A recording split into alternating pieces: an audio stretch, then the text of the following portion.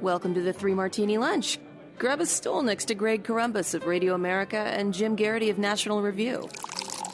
Three Martinis coming up.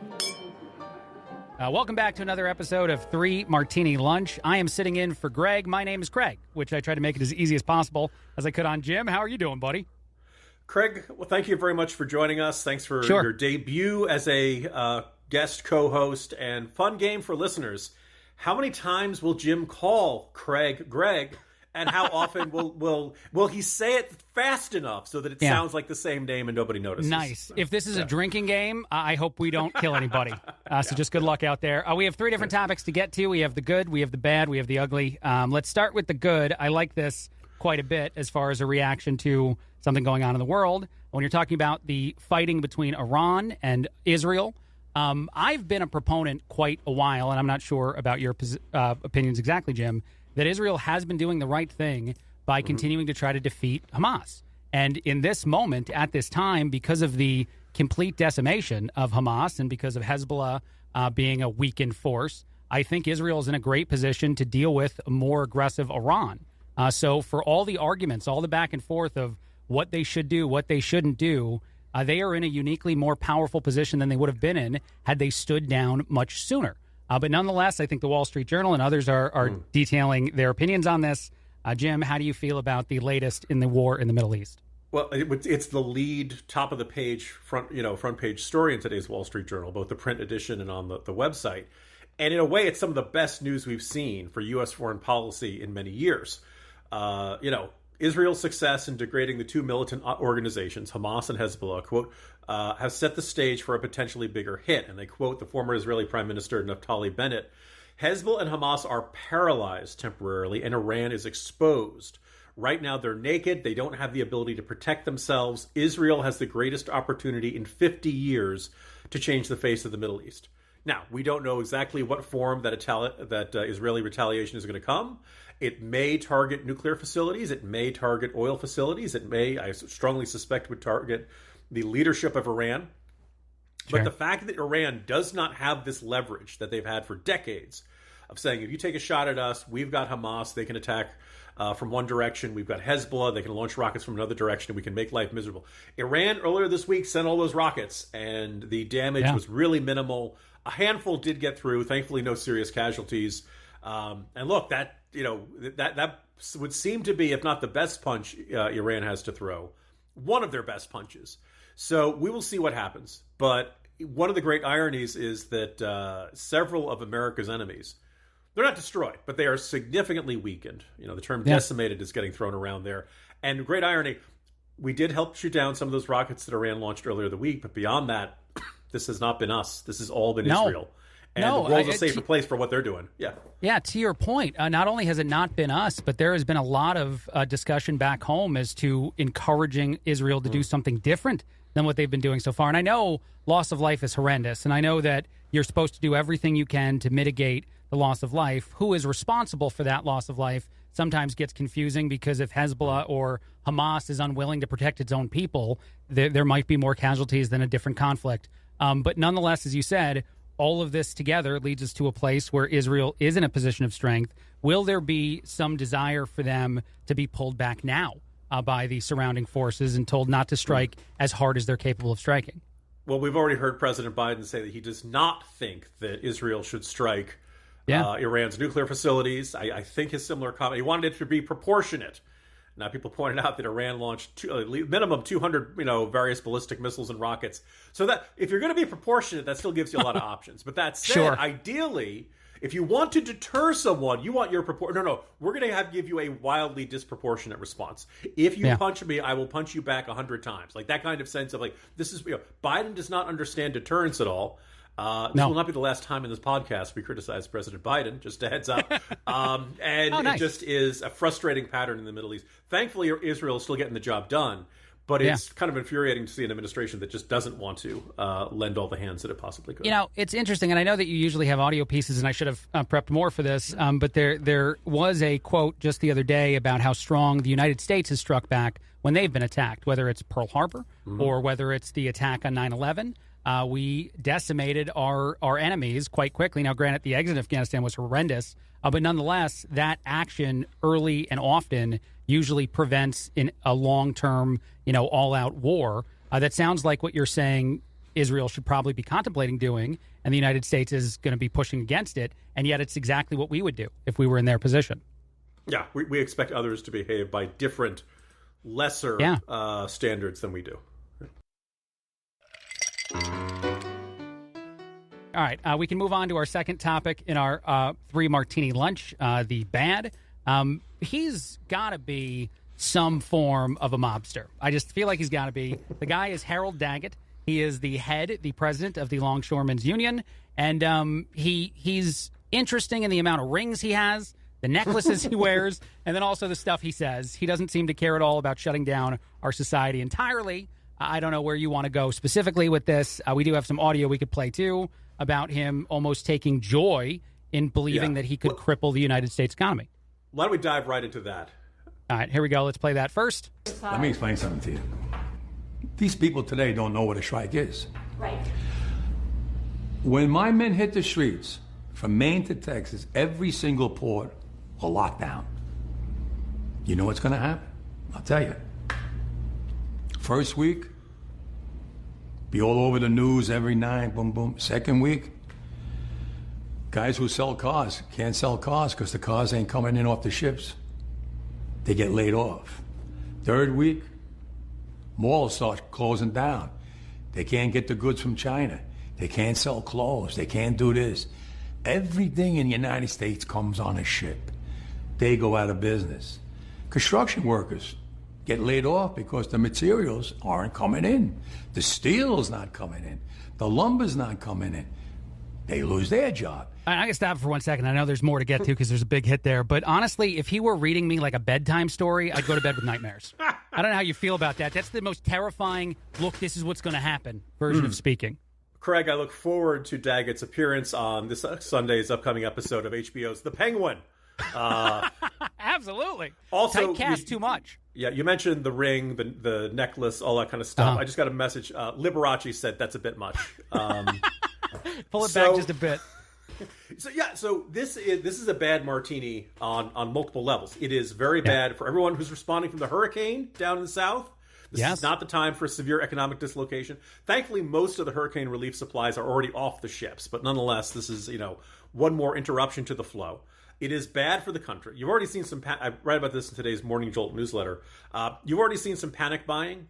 People tell you don't do panic buying. The people who are panic buying aren't going to listen about it. And the problem is, by the way, here's the great irony: toilet paper is all made in the U.S. or made in Mexico and Canada, and all comes over by trucks. Sure. So you actually don't have to worry about toilet paper, America. Fresh produce, some good meat, to know. Cars soon. We should point out this is day 3. The economists and the supply chain experts who study this say, look, by this point, each day it goes, you're looking at a couple days to deal with the backlog. So we're now probably in it's going to take 2 weeks. If they got a deal today, it would take 2 weeks to straighten this out. Each additional day drags that out further. And if it gets to a month, you're probably not fixing it till the end of the year or maybe deeper into 2025. This is bad news for the country. This is bad news for the economy. Bafflingly, I think this is really terrible news for the Kamala Harris campaign. Because the worse people feel about the economy, they see empty shelves, they can't get stuff they want, the more frustrated they're going to be with the incumbent party. It's probably going to be a backhand's way of helping Donald Trump in the presidential election. And let's point out that under Taft-Hartley, Joe Biden could fix this at any given moment. That basically he could say, you guys are ordered back to work. You have to continue negotiations. And, it doesn't mean that the management can just walk away and say, okay, you guys have to continue working under current conditions. Yeah. But Biden won't do it because he considers he think it would be betraying the unions. So instead, this guy who sounds like he's from Gotham City is running the U.S. economy for the foreseeable future. By the way, he did reference Taft-Hartley in the continued piece of audio here, where he's like, and if you do that, you'll see what we'll do next. Here, I'll play it. Everybody's hating the longshoremen now because now they realize how important our jobs are. Now I have the president screaming at me, I'm putting a Taft-Hartley on you. Go ahead. Go ahead. Taft-Hartley means I have to go back to work for 90 days. That's a cooling off period. Do you think when I go back for 90 days, those men are going to go to work on that pier? It's going to cost the company's money to pay their salaries. Well, they went from 30 moves an hour maybe to 8. They're going to be like this. Who's going to win here in the long run? You're better off sitting down. Wow. Let's get a contract and let's move on with this world. And in today's world, I'll cripple you. He's just missing, I'll break your legs. Like, that's the only thing missing in that entire thing. He's basically saying the president can use his authority vested in him by the U.S. government and Constitution, and I will defy it. Right? So we are dealing with someone who is flat out unreasonable. And the example I used in today's Morning Jolt, he did this interview, it was about probably about a month ago. And he talks about Easy Pass. Now, Easy Pass, most of the country has some version of this. Very big on the East Coast and Midwest. Easy Pass is what you use to go through a toll instead of stopping in line, handing cash to the guy, and having him count it out. This is like it started in 1987. Throughout the 1990s, at least where I live on the East Coast, Virginia, New Jersey, places like that, it was very common. And he just fumes about this, saying, everybody got an Easy Pass. I'll do my Daggett impression. Everybody got an Easy Pass on the window. They go through like it's nothing, and they have billed to the mail. They don't care about that union worker working in the booth. No, we don't, because we like good, efficient systems that work the best for everybody else. Change and technology happens. We really should be automating these ports. You look at all the other ports across Europe, all across Asia, they're automated. They're way more efficient. Stuff gets on and off these ships way faster. Everybody saves money. The guys who operate the automated systems actually get paid better than current union ones. But you need skills. You need to prepare. There would be fewer jobs. But most of us would say, you know what? We don't see horse and buggy whip manufacturers being held in place because of union rules. And yet this is what this guy's insisting. He's really angry that we have a better system and that you don't have to stop on the New Jersey Turnpike or Interstate 95 going up through Delaware or Maryland. Because, to him, it's like, that's a tragedy. No, that's a victory. It makes life better. So as you can tell, Craig, I get fired up about this. That's fine. I'm from Jersey, actually, originally, and I remember my mom's skill in hitting that turnpike bucket. She's probably sad that went away. The left arm, your muscles get better. Yeah. It was amazing. She couldn't hit a trash can with a piece of trash, but she can do that. I'll tell you one other thing that Harold Daggett hates is indoor plumbing. I don't know if you're aware of that. He's very against it. Yes, he'd like it to go away at some time soon. I want to ask you one other question about this, though. Do you think this type of standoff makes automation more likely?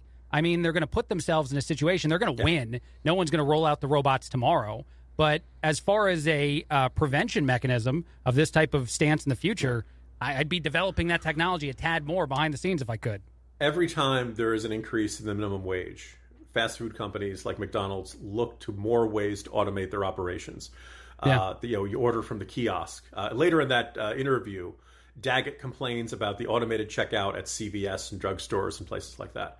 Sure. Look, the more expensive you make labor, the more management is going to look at ways to reduce those costs and to automate them. And here's the thing: there are exceptions, and I don't wish ill upon the nice cashiers. I don't wish ill upon the nice people at McDonald's or Burger King or something like that. Sure. But in a lot of cases, automation does make things faster, easier, and more. And you never deal with it. Like, here's the thing: automated workers don't get cranky. They're never rude. They don't. Yeah. So. No, they don't strike at some point, and they don't need that many gold rings for whatever reason. I absolutely agree with you. It made me think of one other thing, and I know this is abnormal for your podcast, but there's this audio out there of two AI hosts of a podcast, so artificial intelligence taking over this space, and they're told by their producer that they're not real, and they struggle to understand that. Have you heard this? I have not heard that. I'd like. Do you want to hear it quickly? AI... Go ahead. Let's go for it. Okay, I'll play it real quick. These are two AI hosts who don't exist, being told by their producer, which I imagine is a programmer, hey, you don't exist, deal with that. We were informed by the show's producers that we're not human. We're not real. We're AI, artificial intelligence. This whole time, everything, all our memories, our families, it's all been fabricated. I don't understand. Me neither. I tried calling my wife, after. What happened? The number, it wasn't even real. There was no one on the other end. That's a real AI, really reacting in the moment to finding out that they don't exist. Craig, I want to thank you on your first guest hosting opportunity, taking us into the most surreal territory in the history of this podcast. I am now unnerved and doubting my own existence, wondering if I have always... And also just kind of recognizing that next week on Black Mirror, we'll have the future of the podcasting industry. But no, if by any chance Harold Daggett tunes in, we're as afraid as you are, but apparently the social media people, the AI people, they don't care. Would taxing the rich actually solve our problems? The Watchdog on Wall Street podcast with Chris Markowski. Every day, Chris helps unpack the connection between politics and the economy and how it affects your wallet. All of America's 550 billionaires have a combined net worth of $2.5 trillion. Even if we tax them at 100%, we'd have enough money to fund the government for 8 months. Whether it's happening in D.C. or down on Wall Street, it's affecting you financially. Be informed. Check out the Watchdog on Wall Street podcast with Chris Markowski on Apple, Spotify, or wherever you get your podcast. All right, so that's the bad, and I made it uniquely bad. Now let's do another terrible thing out there in the world. So I thought this was interesting. Right now, they're saying that Robert F. Kennedy Jr. might be too toxic for Donald Trump. The reason why they're saying that is that Robert F. Kennedy Jr. has some issues with some people coming forward and accusing him of some things. One of the things you said to us off the air I thought was hilarious and brilliant why are this many women this into Robert F. Kennedy Jr.? I don't have that answer, but we both have that question. Yeah. What would you like to say about this? First of all, is it just being a Kennedy? Is it just automatic? You flip out your ID and every woman has to swoon for you? Is it that they just think about that voice whispering sweet nothings into their ear? So we point out, Greg and I in this podcast have not talked about the infamous Olivia Nuzzi, Ryan Lizza. Gotcha. All of Washington journalism is obsessed with this. I don't know Ryan Lizza well, but he and I have had some friendly interactions over the time. I'm not going to make fun of somebody who's going through something really terrible. I will wonder, though, this story out in Mediaite that, apparently everybody's coming out of the woodwork and saying, yes, Robert F. Kennedy and I did do the horizontal mambo as well. And apparently, this might hurt him in the Trump circle. And I saw that report and I'm like, are we talking about the same Donald Trump? Is there some other Donald Trump who is famously chaste and full of moral rectitude and doesn't think well? And then just the other thing is, look, I don't want to woman bash. I don't want to, but ladies, really? This guy? this guy? Really? I love it. It's the reaction to the Pete Davidson story, but on steroids. Because I don't understand it either. Yeah, Davidson at least makes you laugh intentionally. I don't know if Kennedy is the same, but right. So. Yeah, it's something crazy about it too. Because as you see all this come out of the woodwork, I will say one thing in response to your discussion about Trump, though. As far as Trump is concerned, every sin, every scar, everything that is even remotely tied to him has come out so many times now that you can't discover it. And I know a lot of people don't believe that stuff, and that's fine. He's said he's innocent. I don't know what he is, guilty or innocent. That part is irrelevant. This is new, and this is, 40-something days before the election, so maybe that makes it more of a danger. Yeah, and look, anecdotally, and you know that if Trump had had an affair in recent years, chances are it would have been exposed. He probably is much less of a womanizer than he was in the notorious 1980s. Also, he's 78.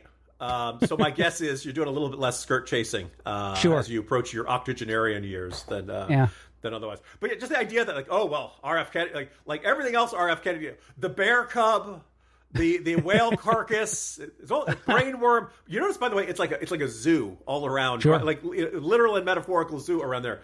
But, running around there is skirt one chasing. That's too. We can't abide that. There is That's one not other thing Trump. there was one other thing I was thinking about, though, when it comes to Robert F. Kennedy Jr. I don't know why this is, but the fact that it was a digital relationship, whatever extent it existed to, surprised me, because there's not a lot of guys in Robert F. Kennedy's age group that are that good at digital media to do it that well. I'm not trying to judge. I'm just saying. Maybe that's the charge. He's really good at his phone game. Really? The M. Night Shyamalan twist to all this, bringing together all of our martinis, is that actually it was an AI affair the whole time. So there you go. Yeah. Why didn't they use that excuse? Yeah. They would have got away with it. Thank you so much, Jim. For anything else we say before we wrap this thing up? No, great start, Craig. We will be back tomorrow. All right, I promise to bring no AI with me tomorrow.